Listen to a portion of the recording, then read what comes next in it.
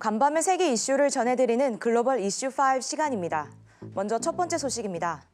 약 6만 9천 명이 가입되어 있는 일본 최대 규모의 노동자 조합 도요타 노조에서 내년부터 직원에게 일괄적으로 적용되던 임금 인상 대신 성과에 따른 차등 인상 방안을 제안했습니다. 노조가 제시한 방안에 따르면 인사평가에 따라 5단계로 기본급 인상을 나눠 적용하게 되는데요. 기존과 달리 연차와 상관없이 성과가 좋은 직원에게 많은 임금을 주는 겁니다. 26일 니혼게이자 신문에 따르면 나시노 카츠요시 도요타 노동조합 위원장은 죽느냐 사느냐 하는 상황이라면서 직원이 기업의 위기의식을 공유해야 한다고 차등 적용을 제안하게 된 이유를 밝혔습니다.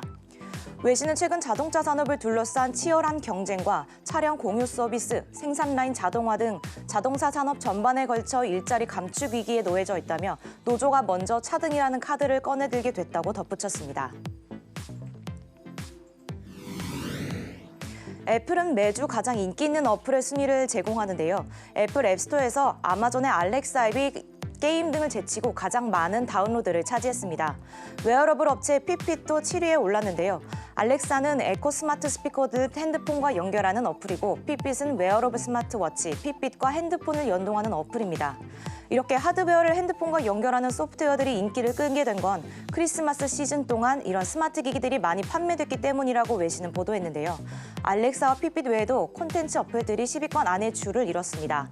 동영상 공유 서비스 유튜브가 2위, 디즈니 플러스와 넷플릭스도 인기가 높았는데요. 한편 SNS인 페이스북은 13위로 밀려나게 됐습니다. 연말 소비자들의 소비 동향이 어플리케이션 시장에도 고스란히 드러나고 있다는 CNBC의 보도였습니다. AFP 통신에 따르면 가오펑 중국 상무부 대변인은 미국 국방수권법에 중국 기업에 불리한 조항이 포함돼 있다며 중국 기업의 정당한 보호를 위해 필요한 조치를 취할 것이라고 강조했습니다. 국방수권법은 미국 국방부의 예산을 제정하는 예산 법안인데요. 매년 10월 1일부터 다음해 9월 30일까지 적용되는 법안입니다. 하지만 이번 국방수권법에는 안보상 중국 철도와 버스 구매에 연방자금이 투입되는 것을 금지하고 화웨이에 대한 제재를 연장하는 항목이 포함되어 있습니다. 그래서 중국이 반대 의사를 내비치게 된 건데요. 미국 정보부는 화웨이를 통해 중국 정부가 미국의 국가안보 관련 기밀을 빼낼 수 있다고 보고 화웨이에 대한 제재를 지속해오고 있습니다. 2년에 가까운 미중 무역 분쟁에 이제 1차 서명이 눈앞으로 다가왔는데요. 가오 대변인은 구체적인 대응 방안이 밝히진 않았지만 미국의 국방수권권에 대해 단호히 반대한다고 전했습니다.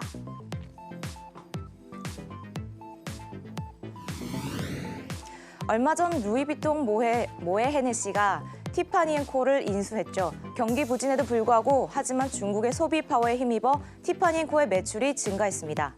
블룸버그 통신에 따르면 올 연말 11월 1일부터 크리스마스 이브인 12월 24일까지 티파니앤코의 판매량이 1에서 3%로 증가했다고 전했는데요.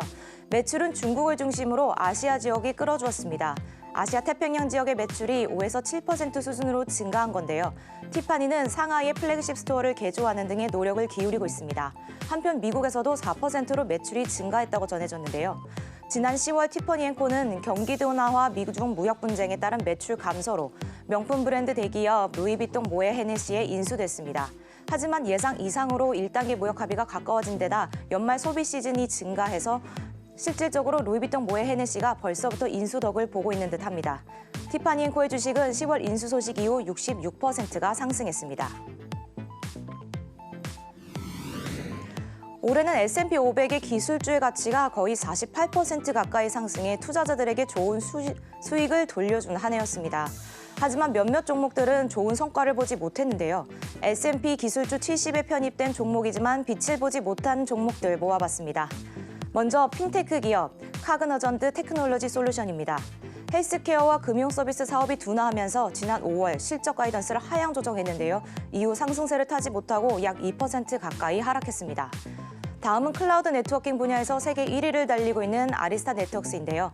지난 11월 아리스타 네트워크스는 큰 고객이었던 페이스북으로부터 수요가 줄어들었다는 소식을 전해드렸습니다.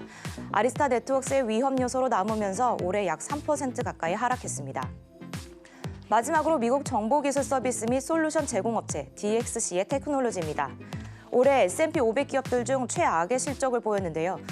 CEO를 교체하고 매출의 25%에 해당하는 3개 사업 분야를 정리하거나 분할해 자사 지분을 매입하겠다고 밝혔던 이 기업은 올해 주가가 무려 29%나 하락하는 불명예를 얻었습니다. 지금까지 이슈5 전해드렸습니다.